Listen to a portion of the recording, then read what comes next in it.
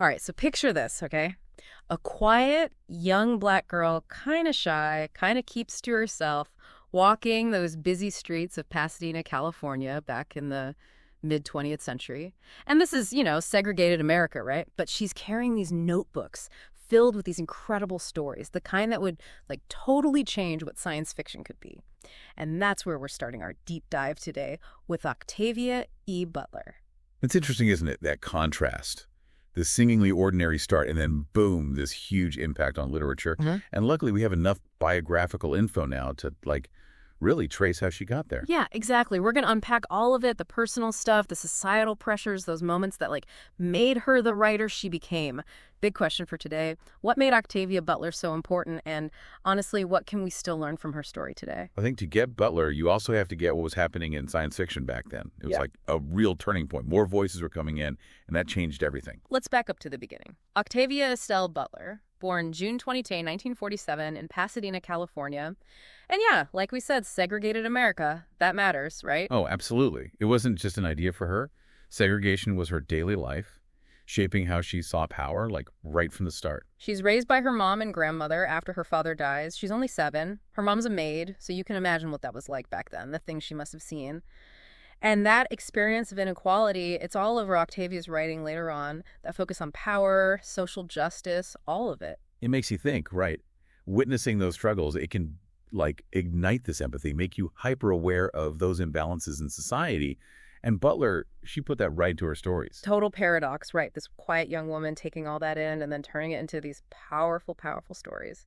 But it wasn't just the outside world. Butler had undiagnosed dyslexia, which, can you imagine, reading and writing were huge hurdles for her. The thing about learning differences, they often come with unexpected strengths.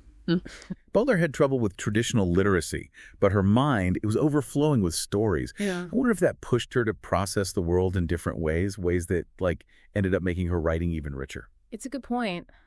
Sadly, back then, dyslexia wasn't understood. So some teachers just, I don't know, they dismissed her. It's awful being told you're not capable just because your brain works differently.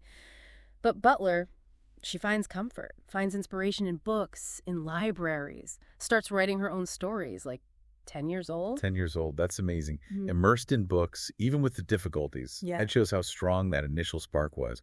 And carrying a notebook everywhere. Yeah. Classic writer move, right? Always engaged with those fictional worlds, building them constantly. It's like this deep need to create. Yeah, it's that classic aha moment. Despite these real obstacles, she finds this passion and it becomes her whole life. Now, fast forward a bit. She's trying to break into science fiction in the 1970s. You got to remember what that scene was like. It was pretty much white men. Everywhere you look, the stories, the characters, it was all from this very limited perspective. Exactly. So Butler enters that world. You have to admire that, the guts it took. And talk about dedication. We know she'd get up 2 in the morning, right before going to these tough jobs, probably underpaid, just to get by. That's commitment, right? Pursuing your art alongside the grind. You can tell how urgent it was for her to get these stories out, how much they mattered. And of course, rejections, tons of them. But she had this saying, so be it. See to it. It's deceptively simple, but it captures her whole spirit. I think the genius is it's so proactive. So be it is accepting things as they are. But see to it is about taking action, changing things, making her vision happen, not waiting for permission. It's about owning her story, not letting those limitations define her. And it worked. At 23, she sells her first story. 29, boom, her first novel, Pattern Master. And that's just the start. Let's jump into some of her big works, the themes she tackled. Kindred, got to start there. I mean, the concept alone is powerful. Dana, this black woman living in modern times, gets pulled back in time to pre-Civil War Maryland. It's such a visceral way to experience slavery, right? It's not just history in a book. It's happening to Dana right now, and it's traumatic. It forces you to see how the past is still shaping us, how strong people had to be to survive it. That time travel, it's not just a gimmick. It connects us to that past, makes it real. For sure. It takes that distance away. Slavery becomes immediate, personal for the reader. It's about how history lingers, its lasting impact. Now, there's also Parable of the Sower. Parable of the Sower, yeah. That one feels unbelievably relevant today. 1993, that's when it came out. Future America, wrecked by climate change, the economy has collapsed, and you've got these authoritarian leaders popping up. It's kind of scary how much of it feels possible now, It's she saw the future, that's the aha moment. Absolutely. She was observing, but also like projecting those trends forward. Right. And she makes it compelling, even if it's disturbing. A book from 30 years ago speaking to our anxieties now. That's powerful social commentary. And that earthseed philosophy, God is change, that's fascinating too, how to deal with all that instability. Makes you think, for sure. And then there's Dawn, first book in the Xenogenesis series. Race, gender, power, survival, it's all there, but with this added layer of aliens, the Oankali. What Butler does so well in Dawn is she uses the Oankali to hold up a mirror to humanity. These aliens, they force humans to confront themselves, their contradictions, the good and bad. What does it even mean to be human?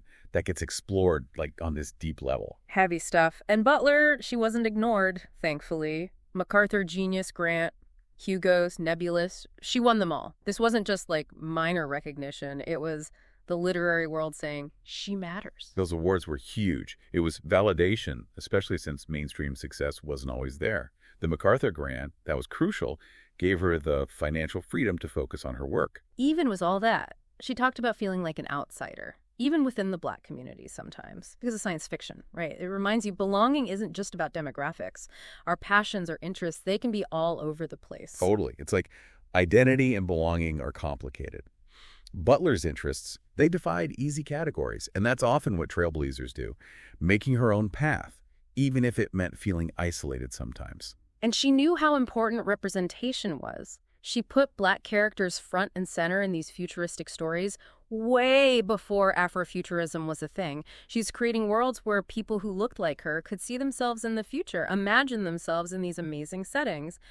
And for many, that was like revolutionary. It was revolutionary, putting Black experiences in a genre that had often excluded them. It broke down barriers, but it also added so much richness, new possibilities to science fiction as a whole. Gotta be real, though. Even with the brilliance, the awards, she still had those practical challenges.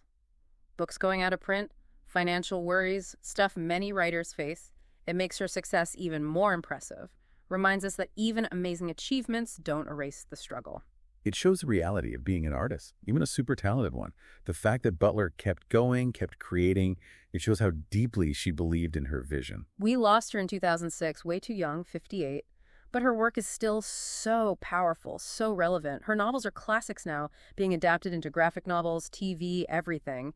Kindred, it's having this whole resurgence, finding new readers. Yeah, adaptations are a great sign, right? It means her work still connects with us across formats. And the themes she tackled, race, inequality, environmental collapse, they're even more urgent now than when she wrote about them. Her influence goes way beyond books, too. Artists, filmmakers, activists, they're all drawing inspiration from her. Her ideas about resilience, social justice, collective action, it resonates. Because she did it so well, right? Yeah. Weaving those ideas into these incredible stories, it wasn't just entertainment. It was a way to understand the world, a way to engage with it. There's this quote from her that I love. It's so Butler.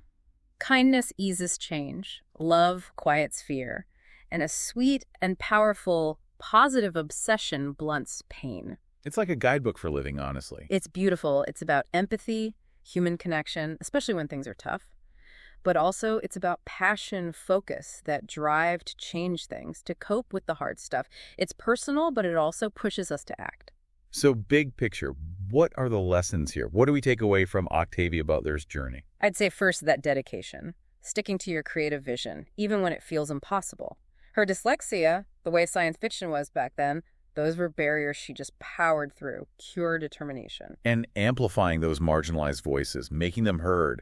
She knew how important it was to see yourself in stories, and she made sure to create those spaces, for sure. So many writers, creators from underrepresented backgrounds, she paved the way for them. Her impact on literature is huge. And lastly, Butler reminds us that struggle can make us stronger.